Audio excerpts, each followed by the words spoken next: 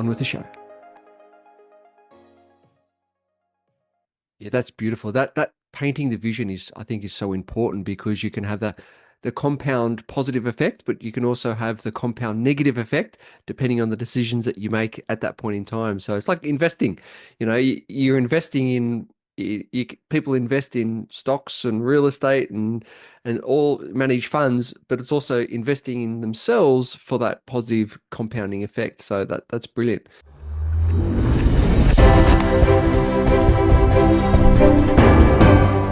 Hey, welcome to the show, Leading and Growing Your Real Estate Business. This is Coach James Short, aka Shorty. And this is a show for those within the real estate industry wanting to lead and grow their real estate business. It's a series of interviews that we conduct for those within the industry. So we're finding out what those leaders are within the industry, what makes them tick, what's their story, what are their strategies, and how to become the leaders and the growers within the industry. But also, it's an interview series with those outside of the industry. I'm always a big believer of looking at a whole different part of the pie rather than just focusing on one part of the pie. Because what it does, it allows you to have a different perspective, allows you to get snippets or golden nuggets from those outside of the industry that can look in the industry and go, there's a different perspective. And so I encourage you to reach out to the guests. I encourage you to lean into these series to find out how can these pieces of information, experiences, stories help you lead and grow your real estate business. Hi, and welcome back to another edition. And today's guest I'm very excited for because I love this topic and we're so excited to explore this in depth. Brad Henderson is a leadership coach and author of The Consistency Effect: How to Turn Reliable Actions into Remarkable Success. He believes that leadership is too important to be left to chance. Within every leader lies an extraordinary capacity for impact, often waiting for the right catalyst. Brad's own early, isolated journey of leadership without guidance and the profound awakening coaching brought him has ignited his desire to be that catalyst. When leaders receive his mentorship they deserve, they create organizations that elevate people and unleash game-changing results that reshape companies and legacies. Drawing on his hard-won experience, he serves as a trusted, silent partner, providing the candid insights and unvarnished guidance leaders need to navigate their challenges and blind spots. Oh, I'm excited for this. His journey spans over 4 decades as a CEO and senior executive across real estate, communications, technology, and manufacturing. But what truly matters aren't the titles he has held, it's the transformations he has led.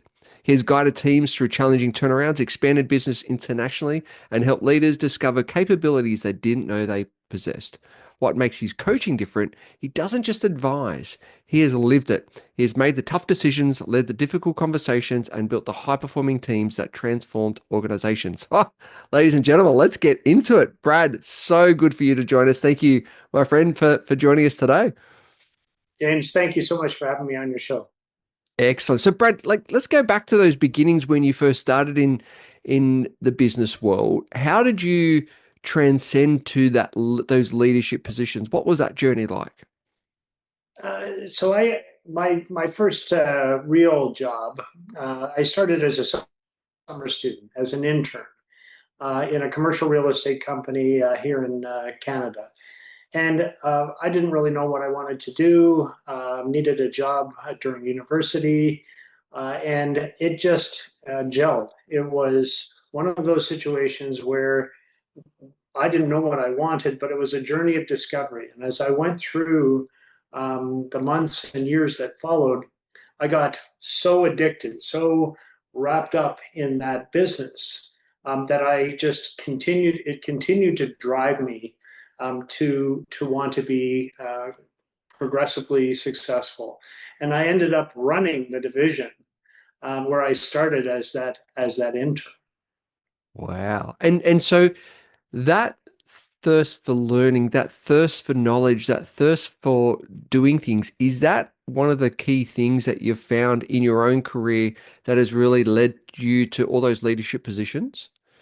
Yeah, I've never seen myself as what I'll use as a baseball term, a grand slam home run hitter. More somebody that hits singles and doubles. And so that was really the genesis for the book, The Consistency Effect. Because when I look back on my career, it wasn't any one moment that made the Mm. difference. It was all of those moments, day after day, repeated, that built and culminated in success over time. And then during that process, there's been many setbacks. And in those setbacks, you have to stand back, recalibrate, figure out what you need to do next. But the consistency of being able to do that and then keep persevering going forward is really what I would attribute to the success that I've had. And do you think the lack of consistency is where a lot of potential leaders, I guess, fall down? I think that's an excellent question, and I think it's so true. And in writing the consistency effect, one of the things that was really nagging at me in writing the book was that it really didn't sound revolutionary. Like to say be consistent didn't sound revolutionary, although I was so passionate about it. And so as I was diving into it and I was talking to more people, what I found is that everyone can tell you that consistency is important. Everyone can quote chapter and verse how consistency is incredibly important. But it's still one of the most woefully underpracticed passions, if you like, out there. And so a lot of the research that I put into the book was, well, why is that the case? And it turns out that there are neurological, psychological, and cultural reasons why that knock people off their consistency. And unless you understand those reasons, and unless you put in place processes, procedures, even systems to be able to help you be consistent, you won't. I love that, and that is so true. It's not just telling people to be consistent. There's so much behind the scenes around why people aren't. And I guess from your experience over the years, have you seen the consistency change in people and leaders with likes of technology or things like that? What have you noticed over the last number of years in relations to consistency in the leadership space? I would say that the challenges to consistency have gotten greater, not less. And when you think of all leaders, whether they're junior leaders or senior executives, they're bombarded now with an amount of information that just increases exponentially every day, not only in terms of volume, but in terms of speed. And you pick up whether it's LinkedIn or Facebook or your news feed, whatever, all you hear is about these grand slam home runs. Somebody became a billionaire overnight, somebody reinvented an industry, and it puts an enormous amount of pressure on leaders to replicate that success. And in moving towards replicating or trying to replicate that success, they abandon the consistency.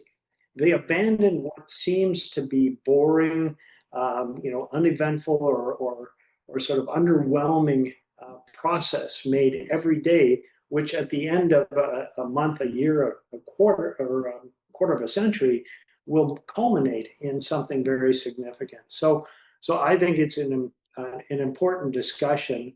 And if you think about the next generation of leaders, and right now we have 5 generations of leaders in the workforce, if you like. Yeah. Um, whatever you consider the next generation of leaders, they need to feel that consistency is as important as making those breakthrough kinds of changes. That's so true. So the book, The Consistency Effect, when you first picked up your first copy after the printers, how did that feel? It was genuinely surreal. It really Mm, was. And I'll tell you a very short story, and that was in my first year of university. I had a humanities course. I had to write a 10-page essay. So 10 pages, about 2,500 words, I don't know, something like that. And I stayed up all night, and I had writer's block like you wouldn't believe. And I ended up um, finally finishing something that was 10 pages long. And I was thoroughly disgusted with what it was. But my sister, actually, who was a partner with me at university, said, just turn it in. What's the worst that can happen? You don't get a great grade, so what? I ended up getting an A on that paper, which was as much of a shock to me as anybody else. But the reason why I'm telling you that story is that to go from that place to having written a book that's 60,000 plus words, 400 something pages, has just been kind of so overwhelmingly positive for me that I can't believe it. So That's fantastic. Well, congratulations. So, talk to me about the book. So, obviously, this is a cumulation of your past, your expertise. What are you proud of most in relations to the content within in the book? yeah, when I started executive coaching, so after being in executive roles for 45 years, I wanted to give back to I call it the next generation of leaders, but leaders that are not quite as far along in their journey as I am. And so as I was doing that, I had all of these things swirling around in my mind. And I've always felt like I've been a coach. So as a leader, I've always felt that my most important job was to try and help the people that work with me to rise up, to be the best version of themselves. But that was something that I did as a byproduct of my leadership. It wasn't something that I was doing sort of more deliberately as an endeavor. So as I embarked on that, I thought, gee, there's all these things that are swirling around. I should write them down because that would be a good thing. But the process of writing them down actually helped me to bring them into focus and to be more concise in being able to share that information with other people. And when you start writing a book, and if you've never been an author, it's a bit of a daunting task because you're not sure you're going to be able to put 10 pages, let alone 400 pages together and make it meaningful. And what I did was I just started, and it's actually a bit emblematic of the consistency effect, and wrote a little bit every day and kept writing. And I used my 45 years of experience as the framework to be able to tell the story about my career, my memoirs, if you like, but really to focus in on what I thought went extremely well in that part of my life, and what didn't go so well. What was disappointing? What were the setbacks? What were the devastating losses that occurred during that time? And to try and bring out from that, what are the lessons? What are the things that I wanted to share with other people? There's an old expression by the wife of a famous U.S. president, which is you have to learn from other people's mistakes because you can't live long enough to make them all yourself, which I think is a wonderful kind of rally cry, if you like, for what it is that I'm trying to do. My greatest hope is that people make new mistakes. There's no real reason to make old mistakes. But it's amazing, James, as I talk to people of a variety of different ages, that I see the challenges that I experience in what they're doing, and I'm able to help them to highlight to them and say, James, do you see how this is going to play out in 3, 5, or 7 years? And the aha moments are what is probably more gratifying than anything else in that kind of an endeavor. Hey guys, just a little side note here. How's it going? Are you on track this year? I know that sometimes this part of the year we can feel like we're in a bit of a grind, a bit of in the trenches. Are you on track from the original plans that you set out for the rest of this year? What I've realized is that with this time of year, we get so distracted and we've got trying to chase so many shiny balls and go down so many rabbit holes. And that's why I created a program called the 90. It's a framework that actually allows you to achieve more in 90 days than ever before.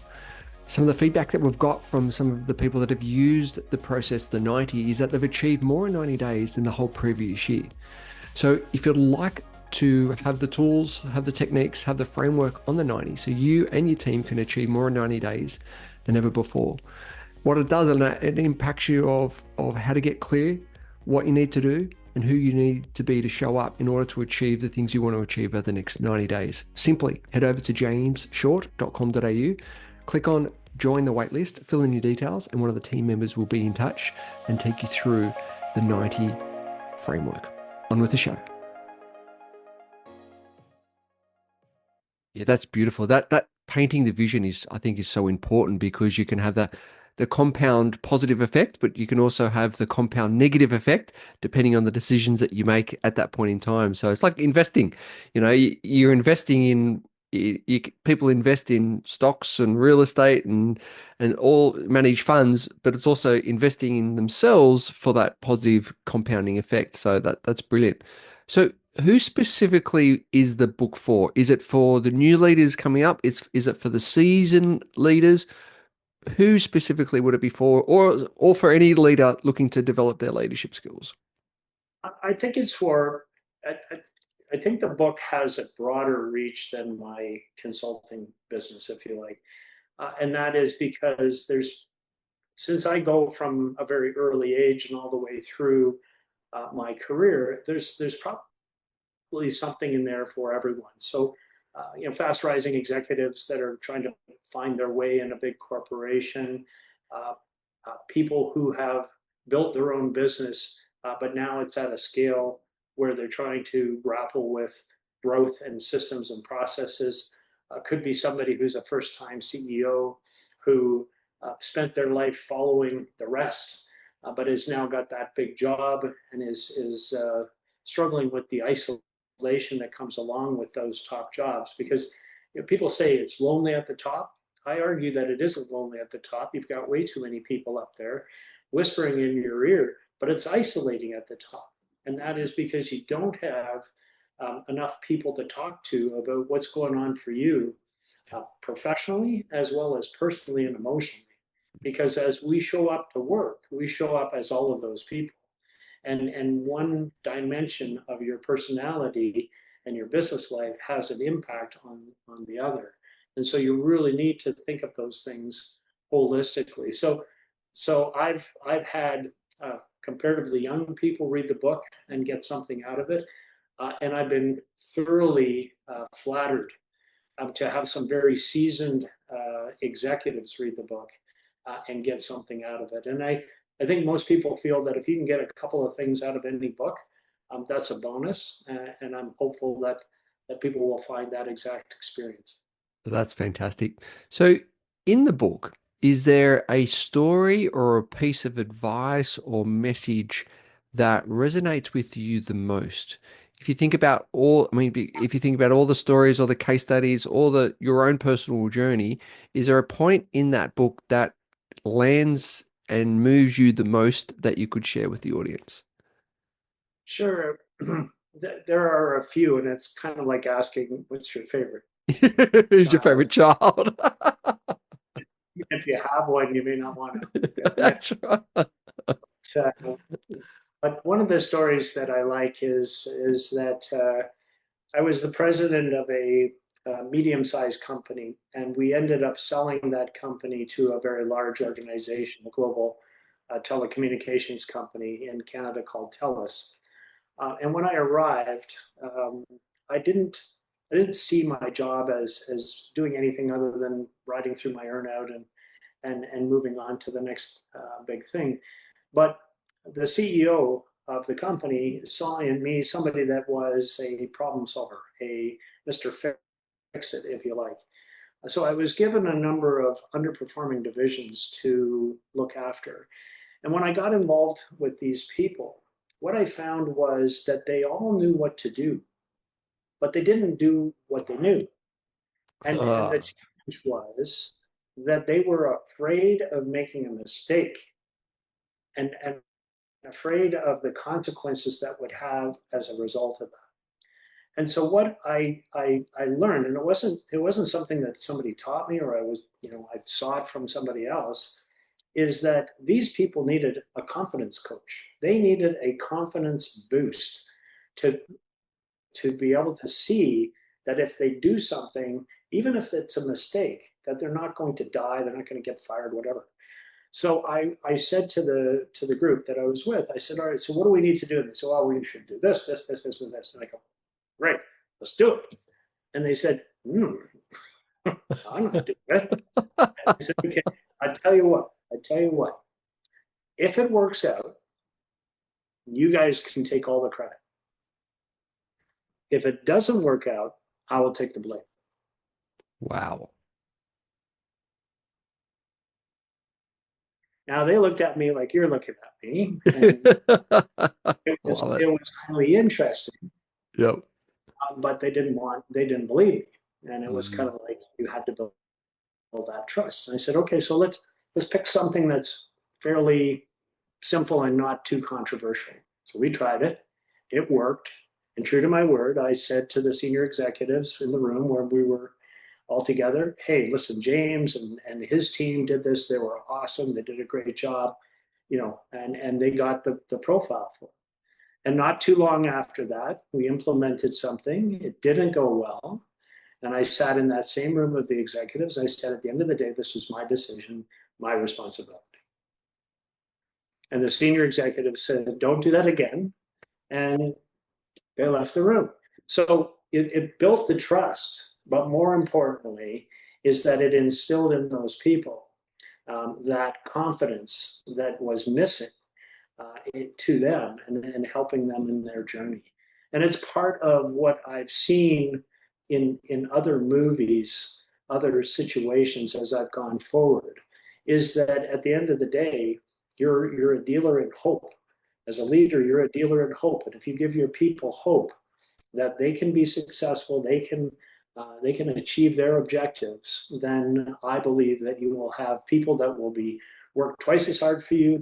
You'll tap into their what I call discretionary effort, and they will be more loyal to you and stay with you longer than a job where it's just a paycheck. Oh, that's brilliant. Yeah, I love that story and definitely so true. Brad, on the show, we have our 60-second quiz to find out a little bit more about our guests. Are you willing to play? Absolutely. All right, here we go. Favorite food? Italian food, anything Nice. Italian. Nice. Favorite movie? Oh, wow, that's a great question. I would say Jaws. Ooh. And Jaws, I recently did a LinkedIn post about the movie Jaws. It's actually celebrating its 50th year. The movie Wow. itself is obviously, very, very impactful. But what a lot of people don't know is that there was an unmitigated business disaster happening underneath that movie. Everything from the mechanical shark not working to, all kinds of overruns and everything else. So quite apart from being a great movie, it's a great business a business case study. Totally, totally. Favorite holiday destination? Well, we just got back from the Amalfi Coast, and I would have to tell you that that Wow. is probably one of the most beautiful places I've been in the world, and I've been very fortunate to have been in a number of places. Magic, magic. Do you have a biggest regret? Biggest regret, I think a lot of people have the same regret is that they didn't take enough chances when they were younger, and a lot of it has to do with the fear of failure, concerns about family and financial security and all those different things. And it's a little easier for someone at my stage in life to say, hey, I'm going to write a book, I'm going to do this, I'm going to do that. It's a little different when you've got a young family. But I think if I could share with members of your audience, particularly those that are younger, it doesn't matter if they're younger or not, take more chances, take more risk. It's the worst thing that can happen is that it doesn't work out the way you hoped, and you recalibrate and consistently move on. Fantastic. Do you have a morning routine? In the morning, I think my biggest routine is that I make time to read, and I use Flipboard is great curated news, and you can dial in what you want to read. And I try to read for an hour because it gives me a real it gives me the input in terms of what's going on, and I try to have enough things in that curated feed that I've got cultural things, I've got political things, I've got business things, and maybe even some technology things, because all of that kind of helps you to be a little bit more rounded in terms of what's going on. Yeah, fantastic. And what about an evening routine? Um, I work until I fall asleep. Very good, very good. If you could choose five people, five inspirational people to have dinner with, who would they be? They could be dead or alive. Hmm. Um, so, so J.D. Rockefeller is one of them, American industrialist. Jack Welch, who is the former CEO of GE. Elon Musk, because I think that would be highly interesting. Jeff Bezos and Steve Jobs. Fantastic, fantastic. And if you're president for the day, what's one thing that you would change? President of the Canada. country? Okay. Yes. So if I was Prime Minister of Canada, I would, wow, that's a big job. Where to start? Where to start? I think our current prime minister, he's only been in office for a number of months now, and is doing a good job of building bridges, and that's certainly what I would do, because there's too much divisiveness in the world, Yep. and a bridge builder, a relationship builder, is the most important job in a company. It's the most important job in a country. Yeah, definitely. And what's your best piece of advice? What's your best piece of advice? Well, I keep coming back to my go-to, which is learn from other people's mistakes. Because so often I find people are trying to reinvent the wheel, and somebody out there has probably already gone down that road. And Google and AI and all kinds of tools that I certainly never had when I was young make it that much uh, more simple and straightforward to be able to get there. But also ask for help. I recently across somebody that I hadn't seen for a while. He's a younger executive, and he said, I wish you had reached out and helped me more in my earlier days. And I said, that's fair. But I said, equally, why didn't you ask me? Because, and all too often, what I find is that the younger people think, well, I don't want to ask an older person because I think they're too busy, they won't be bothered with me, etc. And quite honestly, the older people are sitting there with almost a mirror image of that.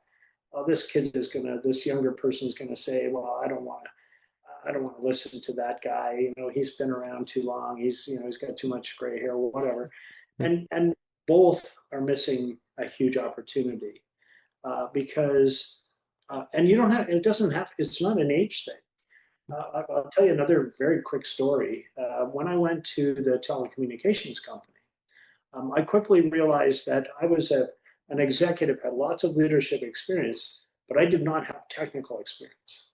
And I reached out to my counterpart, a senior executive in technology, and he said, sure, I'd be happy to mentor you, no problem. But every time we had a meeting, it would get canceled because there would be a forest fire going on in his world. And he didn't really have the same motivation to meet with me. So I found a younger person who wanted leadership training, and he had all kinds of technical capabilities. And I said, hey, I tell you what, if you mentor me on technical capabilities, I'll mentor you on leadership. Now, I had a passion Perfect. for going to those meetings because I was learning the technology piece that I needed. Yeah. He had a passion to go to those meetings because he was getting, coaching and mentoring from a very senior person, and it was a perfect relationship. And I wrote in my book about this Right. because I think it's an incredible model of reciprocal a reciprocal relationship that can benefit both people. And it's one of those things where ask for help. Yeah, I asked for his help. He asked for my help. I offered my help, but he got it. And it ended up being a great reciprocal relationship. that's fantastic. That's great. Great story. So, Brad, where can the audience go and get the book and also find out more about your services? Right. The book is called The Consistency Effect, and it's available on Amazon or in most of the other stores that people would go to buy, but most people find it easy to get it off Amazon. And my business is called Consistency Edge. So if you go to www.consistency-edge.com, www.consistencyedge-edge.com, you can find out all about me and what I do and how I do it. And as a matter of fact, there's a pathway to buy the book there. So, Fantastic. Brad, really appreciate your time, energy, and expertise today. And we could be talking so much more and so much more depth in leadership. So I'm looking forward to getting you back on shortly. well, I'd love to be back on. And James, you're an awesome interviewer. So thanks so much for having me.